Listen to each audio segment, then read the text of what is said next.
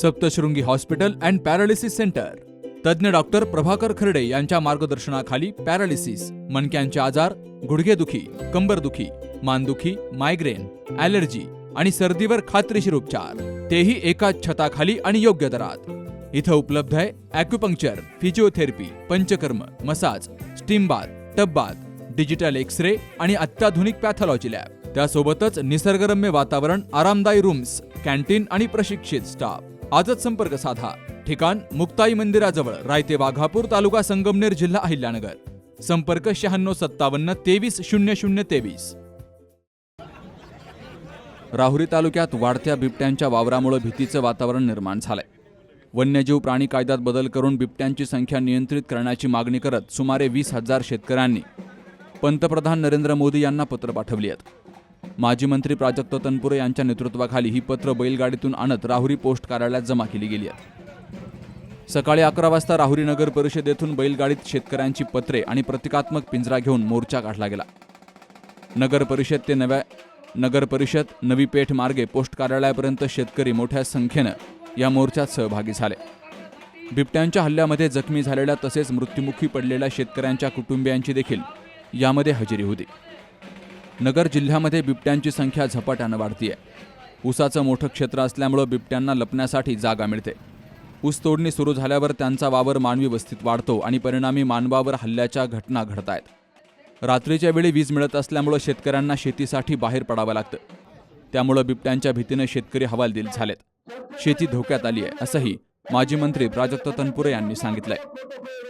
जोगेश्वरी आखाडा येथील आदर्श शाळेमध्ये बिबट्याचा वावर सीसीटीव्ही कॅमेऱ्यात कैद झाल्यामुळे विद्यार्थी भीतीखाली आहेत। शाळेच्या भिंतीवर बिबट्या उभा असेल तर मुलांनी शाळेत जायचं कसं, असा सवालही तनपुरे यांनी विचारलाय। बिबट्यांची संख्या नियंत्रणात आणण्यासाठी नसबंदीचा पर्याय राबवण्याची मागणी या पत्रांतून केली गेली आहे आणि ही मोहीम माजी मंत्री तनपुरे यांच्या नेतृत्वाखाली राबवली गेली आहे। बिबट्याचा वावर जवळपास गावागावात झालाय, लोकवस्तीत झालाय। दिवसा रात्री विजेचा खेळ, यातून शेती करणं धोक्याचं झालंय। मान्य प्राजक्त दादा अतिशय अभ्यासू नेतृत्व असल्याने गेल्या अनेक दिवसापासून या बिबट्याच्या प्रश्नावर दादांनी विधानसभेतही आपल्या परीने आवाज उठवला होता। माजी खासदार प्रसादराव तनपुरे यांनी जवळपास 30 वर्षापूर्वी येणाऱ्या 25 वर्षात या बिबट्यांची संख्या कशी होईल यासाठी आताच नसबंदी असो किंवा कायदे बदल असो हे नियोजन करावे अशी सूचना तत्कालीन सरकारांनाही केली होती, परंतु त्यावेळी कोणी दखल घेतली नाही आणि आता तर दखल घ्यायचा संबंधच येत नाही। कारण नेमकं सरकार बिबट्यासाठी आहे का माणसांसाठी आहे हे दादांनी विचारलं। दादा तुम्ही पत्र पाठवलेत, लोकांना जागा केलंय जीवितहानी वाचण्यासाठी, लोकांना शेती व्यवसाय करण्यासाठी, परंतु या सरकारला तुम्ही कितीही काय विचारलं, बिबट्यांचं काय, कर्जमाफीचं काय, शेतमालाच्या भावाचं काय, बहुतेक तुमच्या पत्राला उत्तर जय जय श्रीराम एवढंच येईल असं मला वाटतं। त्यामुळं आपण लोकांनीच आता हा उठाव हाती घेऊन या बिबट्यांबाबत केंद्रानेच कायदे बदल करावेत अशी मागणी एक शेतकरी या नात्याने मी करतो। चेडगावची तिथं शाळा सोडण्याच्या तो बिबट्या आला, कवडून गेलं बिबट्या मागे गेलं, बुजून कवडू माग आणलं, म्हणजे तेवढं झालं। पण मग हल्ला झाला असा त्या दिवशी। पूर्वीची असताना 2.5 वर्षाची असती होती त्यावेळेस बिबट्याने पळून नेली। आमची अशी इच्छा आहे की सरकारने बिबट्यांची नसबंदी करावी किंवा बिबट्यांचा काहीतरी बंदोबस्त करावा अशी आमची इच्छा आहे। माझे वडील 1 वर्ष झाले पाठी मोटर चालू करायला जातात गेले, बिबट्याने त्यांच्यावर दबी धरून हल्ला केला। आज आम्ही सुद्धा जात नाही वावराने, इतकं मोठं हे सोसवाट बिबट्यांचा अजूनही ते बिबटे जात गेलेले नाही, 2-4 बिबटे येतील। आज राहुरी तालुक्यातील जनतेच्या वतीनं आपल्या जनतेच्या भावना या देशाच्या सरकारपर्यंत पोहोचवण्याकरता जवळपास 20,000 शेतकऱ्यांची पत्र आम्ही आता इथं पोस्ट ऑफिसमध्ये आणलेली आहेत।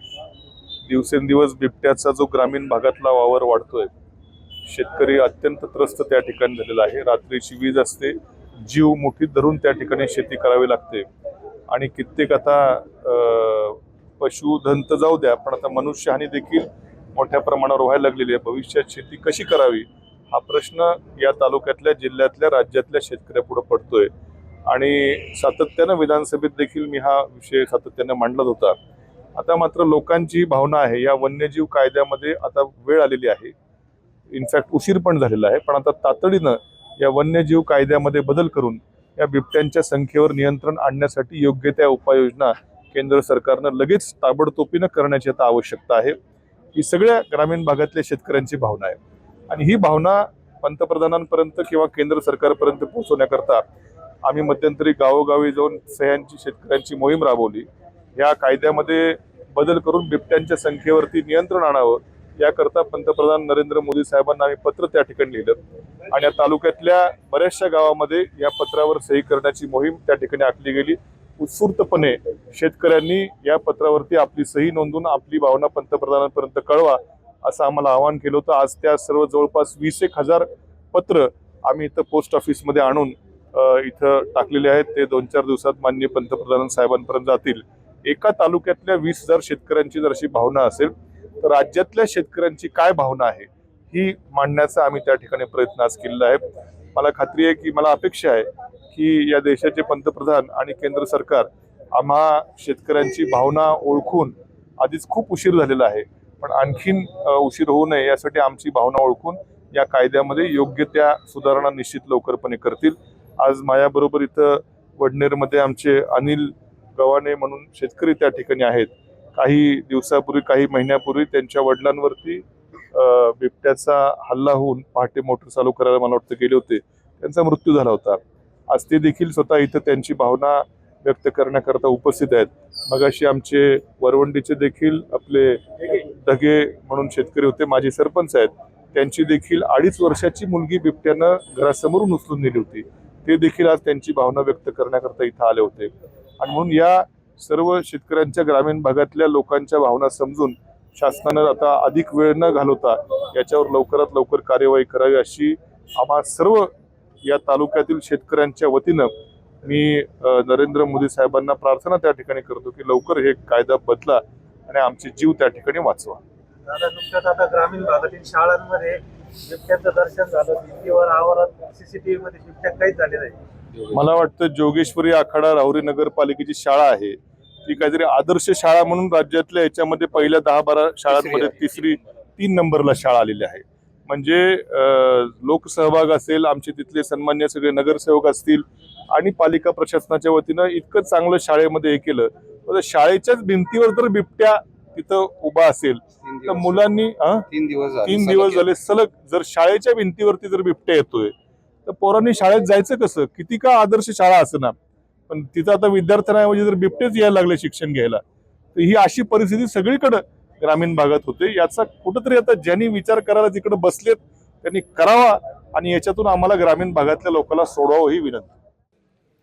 यावेळी नगराध्यक्ष भाऊसाहेब मोरे, उपनगराध्यक्ष गजानन सातभाई, नगरसेवक सागर तनपुरे, ॲडव्होकेट राहुल शेटे, प्रशांत डवले, प्रतीक तनपुरे, डॉक्टर संतोष उदावंत, बबन गुलदगड, चेतन पोपळघट, भारत भुजाडी, रवींद्र आहेर, सूर्यकांत भुजाडी, बाळासाहेब उंडे यांसह शेतकऱ्यांची मोठ्या संख्येनं हजेरी होती.